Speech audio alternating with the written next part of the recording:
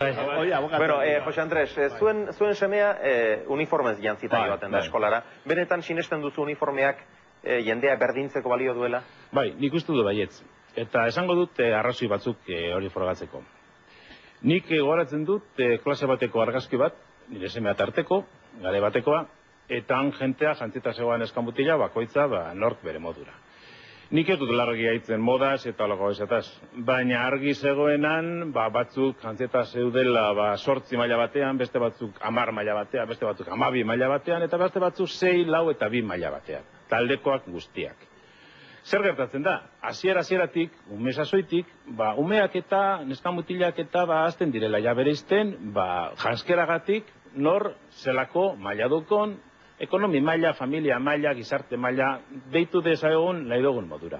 Baina ja hasieratik berezitasunak agertzen dira. Uniformaren alde hona zein da?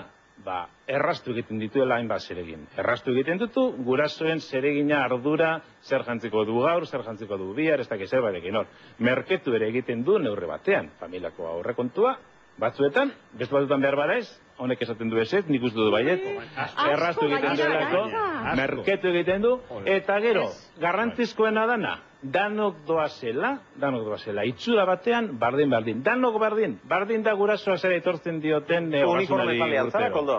Bai, eske uniformeak bentaja, hoi guztiak gero lantaldeare bultzatzen du, talde baten barruan asko zera zau zutitzen zea, konzentratzen, merkeagoa da, eta horrez gainera, aurrak garbi dauka, dagoela sistema, sistema autoritario batean dagoela. Hori ikusten du aurrak.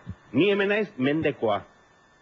Eta hori oso importantea da. Zertio, hor tirania badago eta aurrak tirania hori ikusiten du. Eta horren kontra borroka indezake. Asko zokerra bada ikusten ez dien tiraniak eta diktadurak. Moda adibidez. Moda de tirania bada. Ni nahi duan egiten dut. Nahi duzu nahi tezu, eta gero mobila nahi duzu. Gero motoa nahi duzu. Gero kotxea. Gero ez dakizen marka.